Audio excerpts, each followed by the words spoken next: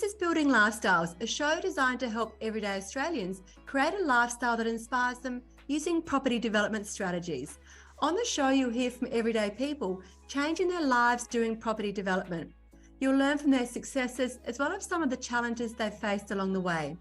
We also talk to experts from a range of fields who share specialised techniques that you can use to accelerate your property journey. I'm your host, Amanda McEwin, and I'm the founder of the Rising Star Developer, and I'm really passionate about helping everyday Australians build lifestyle using property development.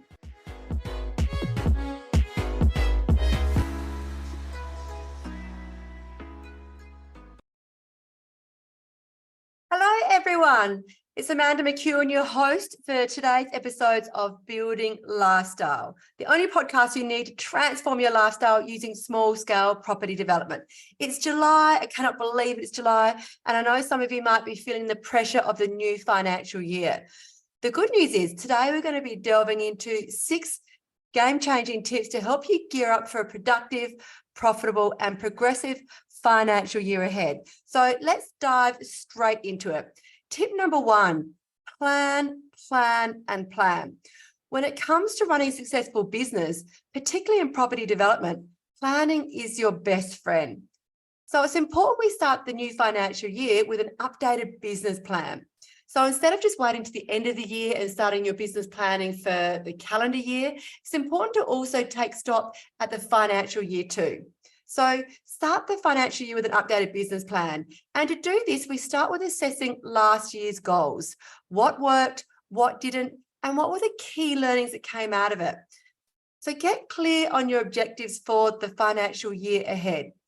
Now, planning isn't just about the big picture. We need to break it down into monthly, weekly, and even daily tasks. But it's important to make it actionable. A great plan is worth nothing if it just sits in a drawer and doesn't get looked at. So let's delve a little deeper into this. We've all heard the phrase, fail to plan, plan to fail. And as cliche as it sounds, it couldn't be more accurate, especially in the world of property development. And look, any business really. The planning phase is where your strategy takes shape, where you turn your vision into action. And this begins with a robust business plan. Now, when I say business plan, I don't just mean a static document that never gets looked at. A business plan should be a dynamic roadmap. So it should be ever evolving as your circumstances change, as your business grows, as your deals change, as your market changes, and one that you review at a minimum quarterly. So let's break this down a bit further. Let's start by reflecting on the previous year. Look at the goals you set and whether you actually achieved them. What were the key wins? Where did you fall short? And most importantly, why? These answers will offer valuable insights and will help guide you in setting smarter goals for the financial year ahead. Your business plan should include financial forecast. How much money do you want to be earning and by when? And also a clear set of goals. And it's important to make sure these goals are specific, measurable, achievable, relevant, and time-bound, which is also called SMART goals. Because it's no use setting goals if we haven't got any guidelines around or whether they're achievable and whether we can actually make them happen. But here's the deal. Setting annual goals is just the start. It's like setting your destination in GPS, right? To reach there, you need turn-by-turn directions. And that's where breaking down your goals comes in. Let's say one of your goals for the new year is to purchase and develop 2 new properties. That's your annual goal. Next thing we need to do is break it down into smaller, more manageable parts. What do you need to do each quarter to achieve this? Maybe it's securing your financing or being clear in your borrowing power in quarter 1. Searching for potential deals in quarter 2. Perhaps it's beginning your design and getting your approvals in quarter 3 and starting construction in quarter 4. So go further. What tasks do we need to accomplish each month to get to your quarterly goals? And then we break it down even more there. So what needs to be done each week and each day? And that's how you make your plan actionable. And it can sound like a lot of work, but when you start up at the high level, then it's a lot easier to break it down into bite-sized chunks into your quarterly, monthly, and that really drives your weekly and your daily activity. So it may sound a little overwhelming to start off with, but once you get into the flow and once you do it, it does become so much easier. And there are many tools out there to help you. There's many project management type softwares or even simple spreadsheets, which is what I tend to use. The key is to keep tracking your progress, because if you're not meeting your mini goals, it's typically a red flag that your big goals might be at risk. And remember, flexibility is crucial, because not everything will go according to plan, and that's okay. Unexpected challenges may arise, the market conditions might change, and you may need to adjust your plan accordingly. But the important thing is to keep your eyes on the ultimate goal, because there's a saying here that quite often we overestimate what we'll achieve in the short term, but underestimate what we'll achieve in the long term. And that just means if we're clear on what our end goal is, even if it slips by a month or two here, we're still on track with meeting our longer term goals as well. So as we step into the new financial year, let's not underestimate the power of planning. Let's set clear, actionable goals, break them down, make them actionable, and keep track of our progress. And with a solid plan, there's no limit to what we can achieve in our property development and our life journey. So let's move on to tip number 2, getting your finances in order. We're talking about the financial year after all. It's crucial to have a clear snapshot of your personal and your business financial health. Start by reviewing your budget, tracking your expenses, and assessing your cash flow, because cash is king in life, but particularly in business and when we're running projects.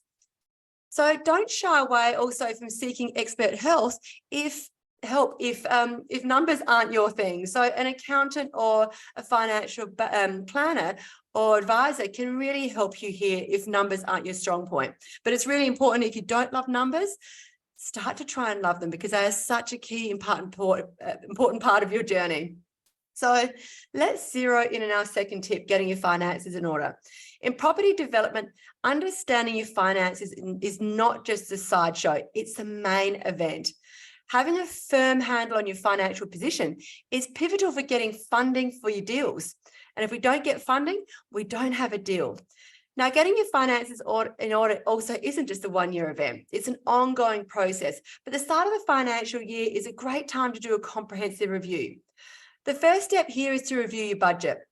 Your budget is your financial playbook. It tells you where your money should go, and this should be in alignment with your business and your personal goals. What equity do you have available to you?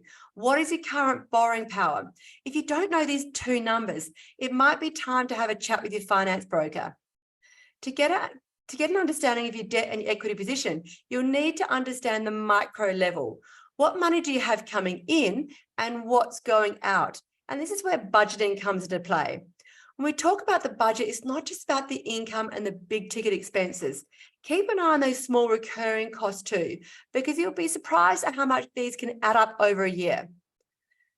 Moving on to tracking expenses. Yes, I can hear some of you groaning out there, but this is crucial. Accurate, up-to-date records of your expenses will not only keep you on top of where your money is going, but it'll also be a lifesaver when tax season rolls around, which is what we're in right now. Next is assessing your cash flow, because cash flow is the lifeblood of your business. You could have a stack of properties and assets, but if your cash flow is negative, you'll struggle to cover your serviceability for your development loans. So monitor your cash flow meticulously. Understand when and where your cash comes in and goes out, and identify any shortfalls in advance. And that way you can then plan accordingly. Now, all this talk about budgets and tracking expenses and cash flow might seem daunting, and that's okay if it does. Nobody expects you to be a property developer and a finance whiz. And this is where seeking expert help can be a game changer. So hiring a good accountant or a financial advisor isn't an expense, it's an investment. They can offer insights and advice based on their expertise, freeing you up to focus on what you do best, which is finding profitable development deals and building your successful property development business around your lifestyle. They can help with your tax planning, optimizing your financial structure, identifying potential cost saving, and even spotting business opportunities that you may have missed. Plus, they're an awesome sounding board for your deal decisions. And I always meet with our accountant prior to the end of the financial year so that we're ready to go before the next financial year. So if you haven't done it this year, Perhaps for this financial year, make sure you lock in a time with your accountant before the financial year ends. So as we stride into the new financial year, let's commit to staying on top of our finances. If you do this monthly, it's actually less of a burden at tax time. So review your budget, track your expenses, understand your cash flow, and don't hesitate to seek expert help. With your finances in order, you're already on the path to a financial successful year. So tip number 3, stay on top of market trends. The real estate market is ever evolving, and as a property developer, it's vital to stay informed. So research local market trends, observe shifts in consumer behaviours, and predict potential risks and opportunities. And this will help you make strategic decisions throughout the year. So let's dive into this 3rd tip, staying informed of market trends.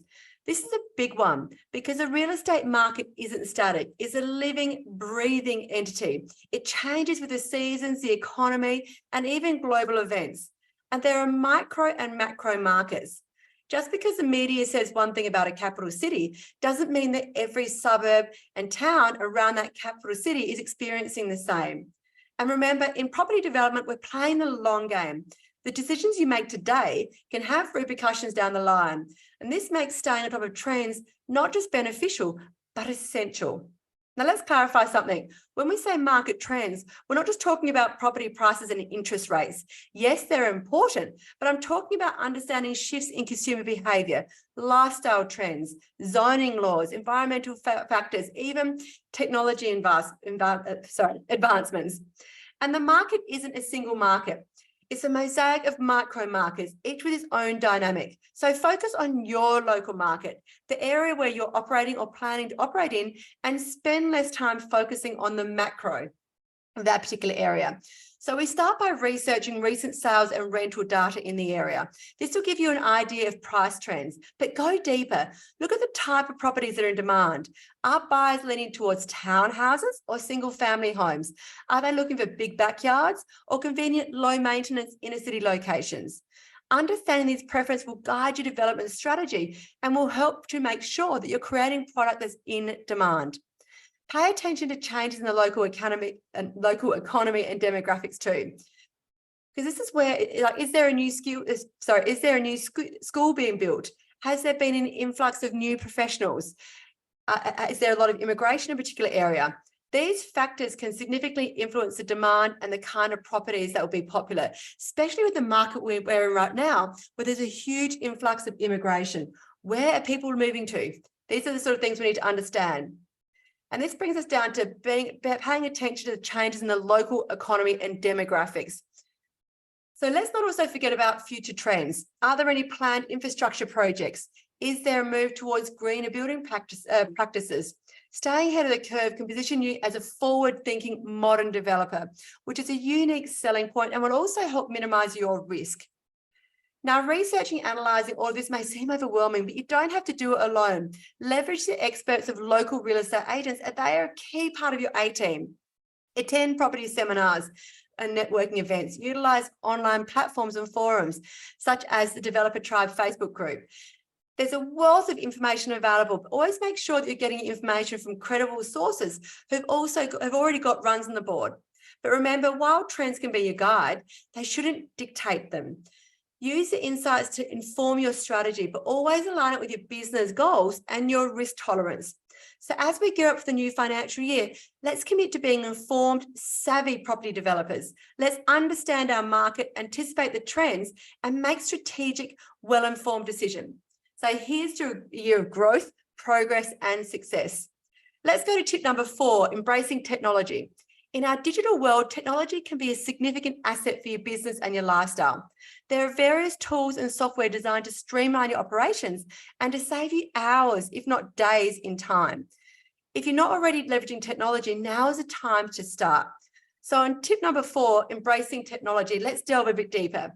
Now, I know when we say technology, some of you might feel a twinge of apprehension. Maybe you're not the most tech-savvy person, or perhaps you believe in the old school way of doing things that's always worked for you. Let me tell you this, in today's digital age, technology isn't just a nice to have, it's a necessity. It's a powerful tool that when used right, can streamline your operations, simplify financial management, and boost your overall productivity. So let's demystify this a little bit. When we talk about technology for property development, we're not necessarily talking about complex AI, artificial intelligence systems, or state-of-the-art machinery.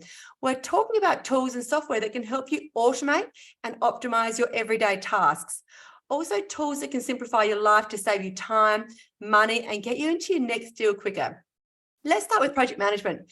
Keeping track of projects, multiple deadlines can be a huge task. But with project management tools like Asana, Trello, Monday.com, or even a simple chart in Evernote, which is what I tend to use, you can organize your projects, assign tasks, monitor progress, even communicate with your team all in one place. Moving on to financial management, we've already talked about the importance of getting your finance in order. Now, tools like Mile or Xero can automate your bookkeeping, generate invoices, track your expenses, and provide real-time financial reports. This not only saves you time, but can give you clear, up-to-date snapshot of your financial health, and it makes month-end bookkeeping a breeze, and even tax time so much simpler. Then we have deal searching tools like RP Price Finder, and Stash. These are paid tools, but they can make your deal searching and your due diligence so much simpler. Or if you want to pop deals straight in your inbox daily, you can sign up for tools like Point Data, or even simply get alerts from realestate.com or Domain. These are not just software. It's not just software to consider. We also want to be thinking about hardware. Fortunately, with a property development business, as long as you have a phone and your computer, you are on your way. Now, introducing technology might seem daunting, especially if you're used to a certain way of doing things. But remember, it's not an all or nothing situation. Start small, maybe with a single tool, get comfortable with it, see the difference it makes, and then consider expanding your tech. Now, discussion around tech wouldn't be complete without discussing artificial intelligence, or AI, which is the latest buzzword. If you haven't played around with AI yet, do it right after this podcast. It can help you write emails. It can create a tender document for you. It can create your marketing material. It can even help you write your business plan. Always ensure that whatever technology you use, it should always make your life simpler. The fanciest, most expensive software is worthless if it doesn't add value to you in some way. So as we step into the new financial year, let's welcome technology as an ally, not as a foe. Let's leverage it to streamline our processes, manage our finances, and boost our productivity. It's not just about keeping up with the times. Let's stay ahead. So here's to a tech-powered, successful year ahead. On to tip number 5, building your network. Your network is your net worth. And this couldn't be more accurate in property development. Nurture a relationship with your contractors, real estate agents, architects, potential investors, even your competitors. They can provide insights, leads, and opportunities that can propel your property, wealth, and your lifestyle goals fast forward. So we've all heard about your network is your net worth, right? And while this is true for almost any industry, it's absolutely crucial in property development. Picture your network as a web. At each intersection, there's potential opportunity, a lead, an insight, a piece of advice, or collaboration that could take your business or your next project to new heights. Each thread of this web is a relationship that you've cultivated and nurtured. So who should be in your network? Think about all the people you interact with in your business: contractors, real estate agents, potential investors, architects, local council, even your competitors. And you heard me right, competitors, because they're in your industry. They face the same challenges, and believe it or not, they can be a great source of knowledge or perspective, and they can even be a great source of deals. They may have taken a deal and their circumstances may have changed, and they may want to be offloading their deals quickly, and those relationships can really help. Let's be clear though, network isn't about having a phone list full of contacts. It's about building genuine and mutually beneficial relationships. It's not just about who you know, but how well you know them. How do you nurture these relationships? Start by being a good listener. Understand their needs, their challenges, offer your help where you can, even if there's no immediate gain for yourself. Remember, what goes around comes around. Also, keep them in the loop about your business.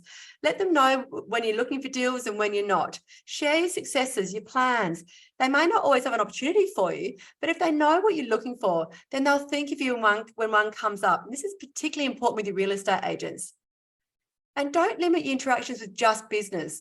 Celebrate their wins, offer support in tough times. If you see a post or something in LinkedIn, just engage with them, provide some support, show them that you value the relationship, not just the opportunity that it brings. So how do you expand your network? Attend property events, webinars, join online forums. But don't forget the power of social media. Facebook groups such as My Developer Tribe, private Facebook group, is a goldmine for networking. So as we prepare for the new financial year, let's make a commitment to invest in our relationships. Let's value our network and nurture it. And let's remember it's not just about the number of contacts, but the quality of the relationships.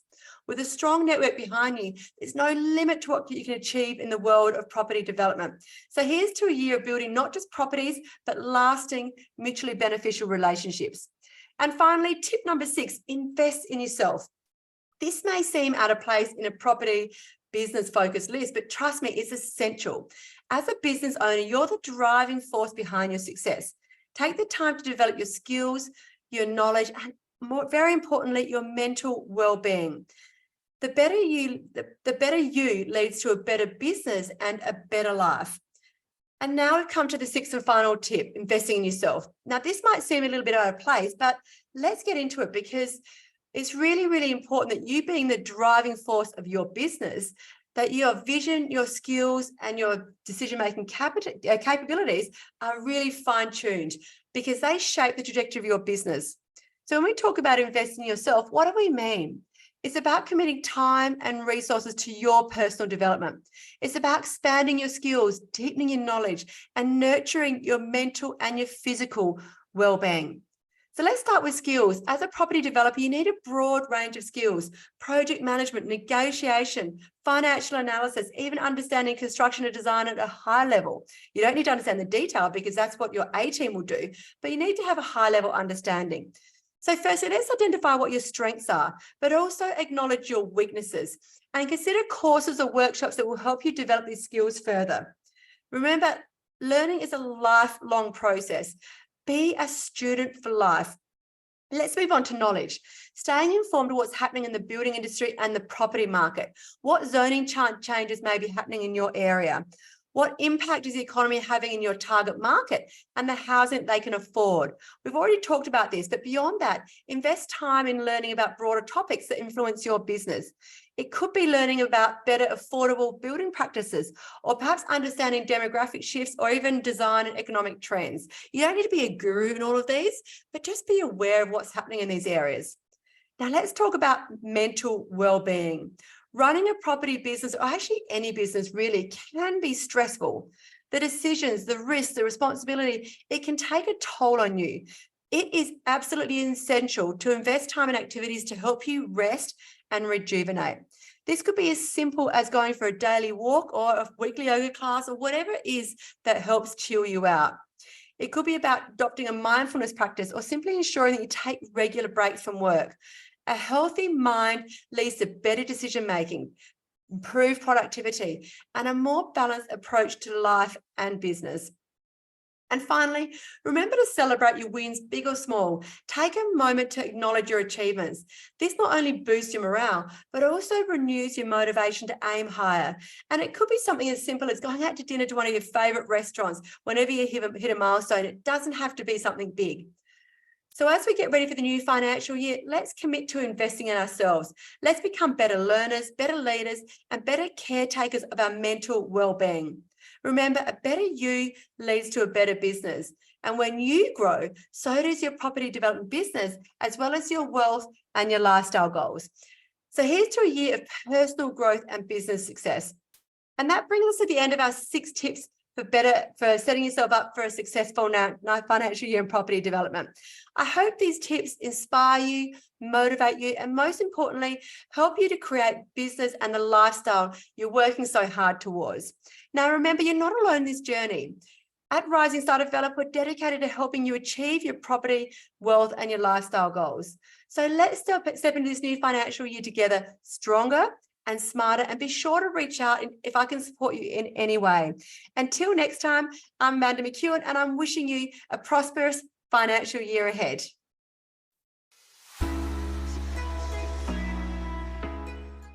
Thank you so much for listening. This is Building Lifestyles, a show designed to help everyday Australians create a lifestyle that inspires them using property development strategies. This podcast was produced by the Rising Star Developer. We've been helping Australians realise their financial and lifestyle goals since 2020. We play a pivotal role in educating, supporting and celebrating the goals and successes of our students and our community. To find out how we can help you realise your property, wealth and lifestyle goals, head to our website www.risingstardeveloper.com.au. To make sure you don't miss an episode of Building Lifestyles, be sure to subscribe to and follow the show in your favourite podcast app. And while you're there, leave us a 5-star review as it really helps others find the show. I'm Amanda McEwin and we'll be back next episode with more tips on how you can build your lifestyle.